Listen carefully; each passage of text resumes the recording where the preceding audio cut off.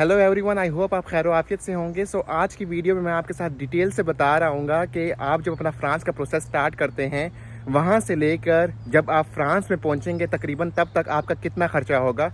ये बहुत important element है क्योंकि ये आपकी हेल्प करेगा फाइनेंशियल प्लानिंग में और आपको समझ आएगी कि भाई आपको किस अंदाज से अपनी फाइनेंशियल प्लानिंग करनी है अगर आप फ्रांस आ रहे हैं।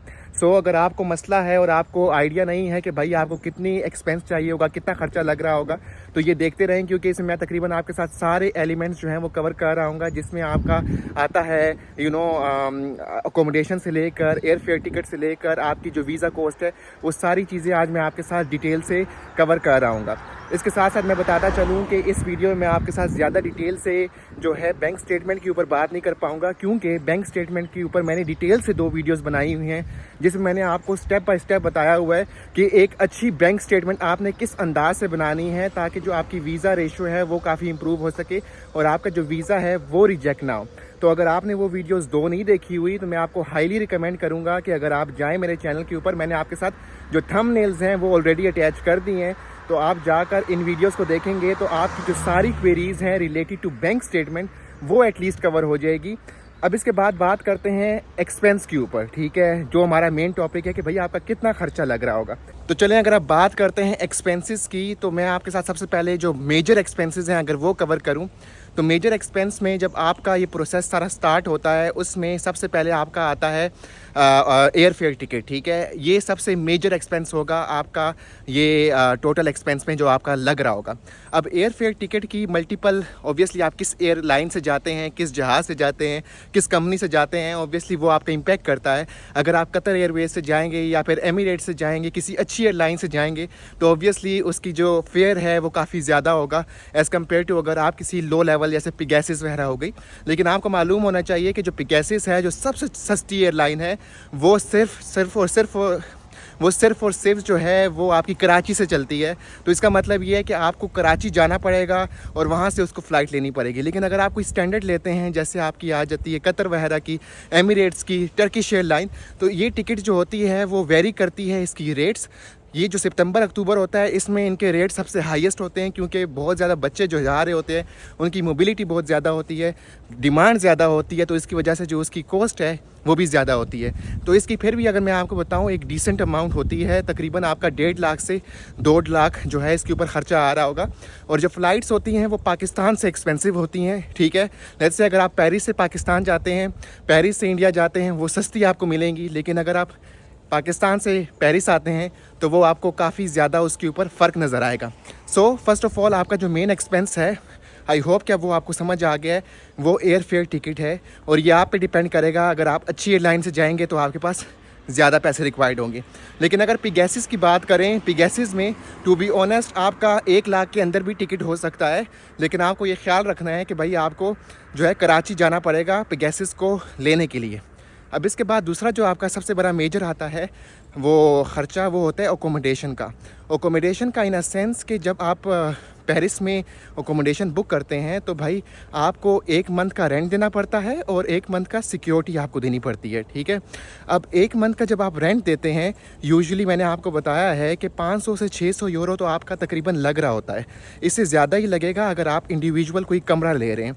तो जब इंडिविजुअल कमरा लेते हैं तो ऑब्वियसली 500-600 तो कहीं नहीं गया। तो जब वो 500-600 देंगे, उसके साथ साथ आपको यूरो की बात कर रहा हूँ, उसके साथ साथ आपको 1 महीने का सिक्योरिटी देनी है। तो यानी अगर आपका 1 महीने का रेंट 500-600 है तो आपको 500-600 सिक्योरिटी देनी पड़ेगी। तो वो तकरीबन 1200 से 1300 यूरो बन जाता है। अगर आप किसी के साथ शेयर पे रह रहे हैं, यानी बेड स्पेस पे रह रहे हैं, तो वो ऑब्वियसली कम होगा। लेकिन इंडिविजुअल कमरे का रेट ज़्यादा होता है तो आपको ज़्यादा अमाउंट देनी पड़ेगी। अब इसके बाद अगर देखा जाए तो अगर किसी और सिटी में है पेरिस के अलावा, जहाँ पे आपकी अकोमोडेशन इतनी महंगी नहीं है, जहाँ पे आपको लेट्स से 300-400 में अगर कमरा मिल रहा है, तो वो फिर आपका ये जो अमाउंट है डेफिनेटली आपकी जो है वो कम हो जाएगी। तो ये आपकी लोकेशन टू लोकेशन वेरी करता है कि भाई आप कहाँ पे लोकेटेड हैं और उसके अकॉर्डिंगली आपका ये जो है एक्सपेंस हो रहा होगा। ये आपने देखना है और उस हिसाब से प्लान करना है, क्योंकि ये जो अमाउंट है आपको पाकिस्तान से देनी पड़ेगी, सही है। तो आपका जो एयरलाइन टिकट है वो एक मेजर एक्सपेंस हो गया। उसके बाद जो आपकी अकोमोडेशन हो गई तो वो आपका मेजर एक्सपेंस हो गया। इसके बाद जो तीसरा एक्सपेंस होता है वो होता है आपकी ट्यूशन फ़ी। अब ट्यूशन फ़ी ऑब्वियसली वेरी करती है depending upon your location university. Private है तो ज़्यादा देनी पड़ेगी, और आपको वो जो इनिशियली डिमांड करते हैं प्राइवेट वाले, वो 40 से 50% आपको एडवांस देना पड़ता है। लेट्स से अगर आपने प्राइवेट में एडमिशन करवाया हुआ है और आपका जो है तकरीबन 10,000 यूरो फ़ीस है, तो आप देख सकते हैं अगर वो 40-50% लेंगे तो आपको 4 से 5,000 यूरो जो है वो एडवांस देना पड़ेगा, जो कि एक बहुत बड़ी अमाउंट बन जाती है। और लेकिन वो लोग जो कि पब्लिक में आ रहे हैं, ठीक है, उनकी जो अमाउंट होती है वो कम होती है। लाइक अगर आपका 250 यूरो वाला है तो वो फिर एक निगलिजिबल अमाउंट होगी अगर आप पाकिस्तान से पे करते हैं। इवन कि अगर आपका 4,000 यूरो वाला भी है तो उसकी जो अमाउंट होती है वो आपको पर सेमेस्टर देनी पड़ती है, तो वो तकरीबन 1,500 से 2,000 यूरो आपको देना पड़ता है अगर वो आपका 4-5,000 यूरो वाली यूनिवर्सिटी में होता है पब्लिक में। तो ये आपका तीसरा मेजर एक्सपेंस हो गया, जो कि तकरीबन आपके बहुत ज़्यादा पैसे खा रहा होता है अगर आप पाकिस्तान से आ रहे हैं, क्योंकि PKR में ज़्यादा पैसे लगते हैं एज़ कम्पेयर टू यूरो, कहना आसान है। तो ये 3 एक्सपेंस हो गया। अब इसके बाद जो बाकी एक्सपेंसेस हैं वो थोड़े से कम है। अगर मैं आपको बताऊं, एतुदिया फ्रांस की जो फ़ीस बनती है वो आपकी 30,000 है, यानी वो तो आपको देनी ही देनी है। सही है, 30,000 हो गया। उसके अलावा अगर मैं आपको बताऊं, और ये नॉन रिफंडेबल है, आपका एडमिशन हो या ना हो तो आपको 30,000 देने पड़ेंगे। अगर डूब गए तो डूब गए पैसे। इसके बाद आपकी आती है वीज़ा। जब आप फ्रांस एम्बेसी जाते हैं, वहाँ पे आप वीज़ा अप्लाई कर रहे होते हैं, तो उनकी भी एक मिनिमल फ़ी होती है। वो तकरीबन आपकी 15,000 से 20,000 के अराउंड वो फ़ीस होती है। सही है, डिपेंड करता है वो यूरो का क्या रेट चल रहा है, लेकिन इसके अराउंड ही वो चल रही होती है। तो वो इतनी कोई बड़ी अमाउंट नहीं है, सो उसके बारे में आपको टेंशन लेने की ज़रूरत नहीं है। इसके बाद अगर बात की जाए और देखा जाए कि कौन सा इसके बाद अगर बात की जाए तो आपके पास ट्रांसलेशन, डॉक्यूमेंट अटेस्टेशन, और इसके अलावा जो आपकी आ जाती है वो क्या होता है, इंश्योरेंस वगैरह, ठीक है, उसके ऊपर इतना कोई मेजर ख़र्चा नहीं आता। वो मैक्सिमम आपका आएगा तो 15 से 20,000 आएगा, लेकिन उसके अलावा आपका इतना ख़र्चा उस पर नहीं होगा। सो मैंने आपको बता दिया कि कौन से मेजर एक्सपेंसेस हैं। वो आपके आ जाते हैं अकोमोडेशन, एयरलाइन और आपकी ट्यूशन फ़ी।